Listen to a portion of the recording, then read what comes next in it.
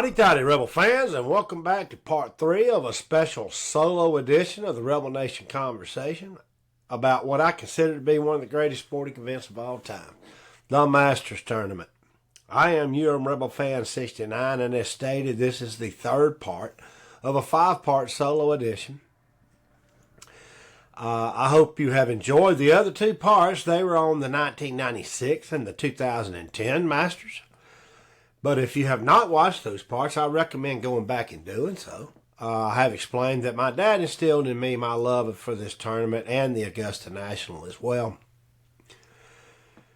This part 3, will be about the 1995 Masters, won by Ben Crenshaw. This is where you can really start to see my little theme that I have going. I really like it when the older guys, the ones that are still playing well, but just maybe not well enough to be given serious consideration for winning a major championship. And this playing of the Masters Tournament would be like the epitome of that type of example. In the 1995 start the week, it was a very emotional week for the eventual champion Ben Crenshaw, as his mentor Harvey Pinnock had just died early that week. He and Tom Kite had actually attended the funeral on Wednesday and didn't get back to Augusta until late that night, that Wednesday evening, the night before the opening round on Thursday. Crenshaw opens up play on Thursday with a respectable 2 under par, but wasn't on the first page of the leaderboard. There was a 3-way tie for first between David Frost, Phil Mickelson, and Jose Maria Olazabal. Another note for the first round, the Golden Bear, Jack Nicklaus, shot a 5 under 67 and was in a 3-way tie for 4th place.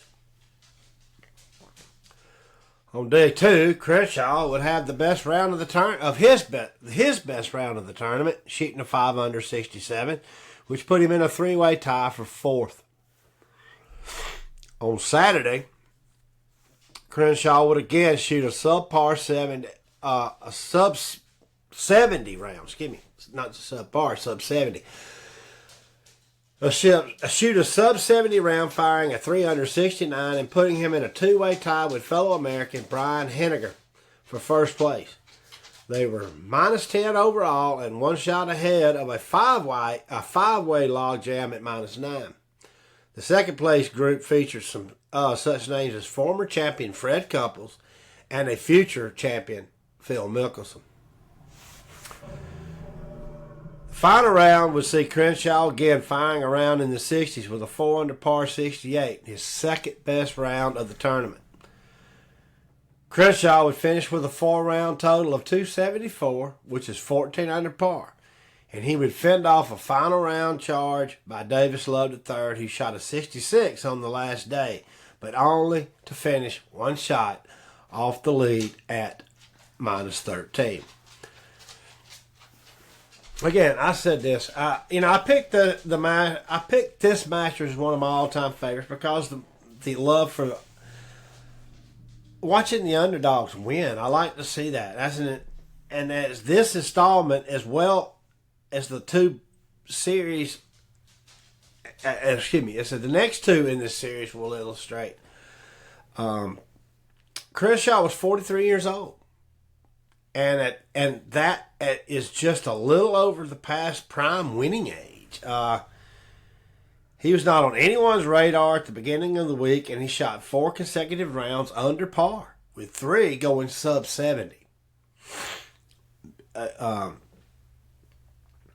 it was a big time emotional win, as mentioned. He had buried Harvey Pinnock, his longtime friend and mentor, on Wednesday. And after making his final putt on 18, which was for bogey, by the way, he broke down and just wept on the green, obviously thinking of Mr. Pinnock and more or less dedicating this win to him. On another side note, this was the first time that Tiger Woods would compete at the Masters, earning his spot as the reigning 1994 U.S. Amateur champion.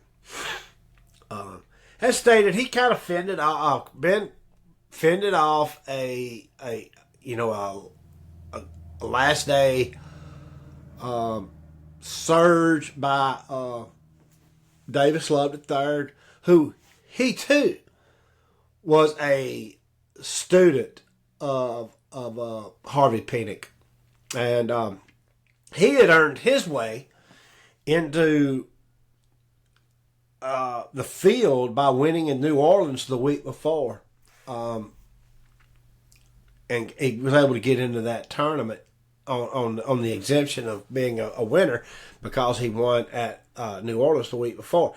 And as something that was kind of brought up in the broadcast on that final day, that as he had taken a lead at New Orleans, Harvey was on his deathbed, obviously, and they told him, he said he really couldn't be verbal or anything at the time. He was in that bad a shape, but they told him that Davis had taken a lead at New Orleans, and he just was able to, he just smiled really big. So Davis Love was also a pupil of Harvey Penick, and so therefore between Tom Kite and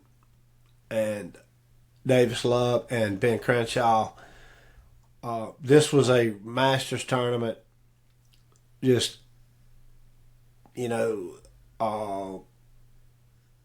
with Harvey's spirit, I guess, surrounding it all day. So it was just a special tournament. And to me, again, I love watching.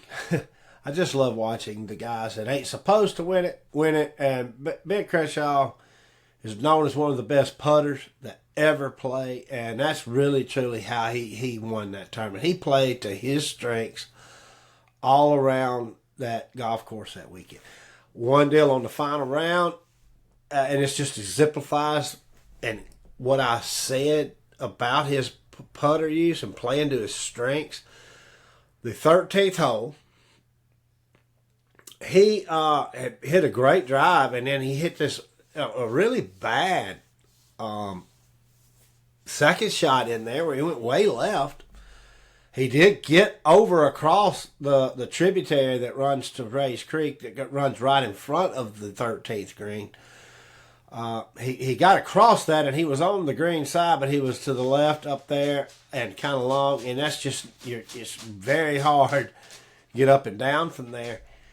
And but that's where he was in two, and so he couldn't really be aggressive with that chip shot at that point because the green kind of has a little ridge in it, and if he'd have got over that ridge with any speed, it could have rolled off into that tributary. So he played.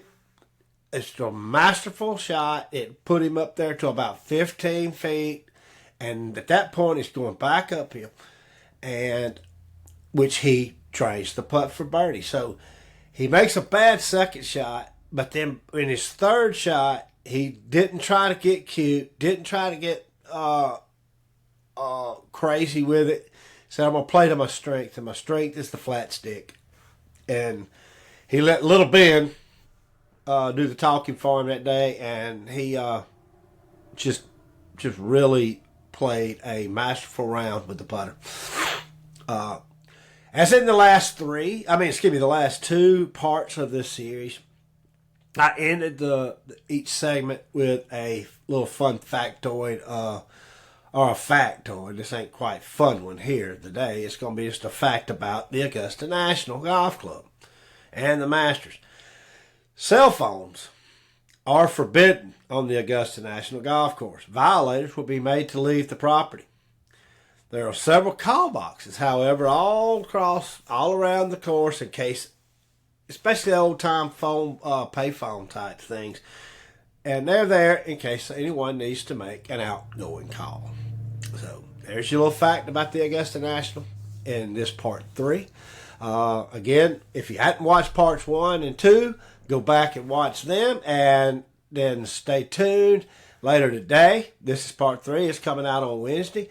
Later today, around noon, Wednesday, will be part 4, followed tomorrow by part 5, which will show you my all-time favorite Masters moment. And I'm pretty sure by now y'all probably have all figured that out. I still won't spoil it for you, but I hope y'all will return to watch those episodes as well. So until then, hotty toddy, Rebel fans.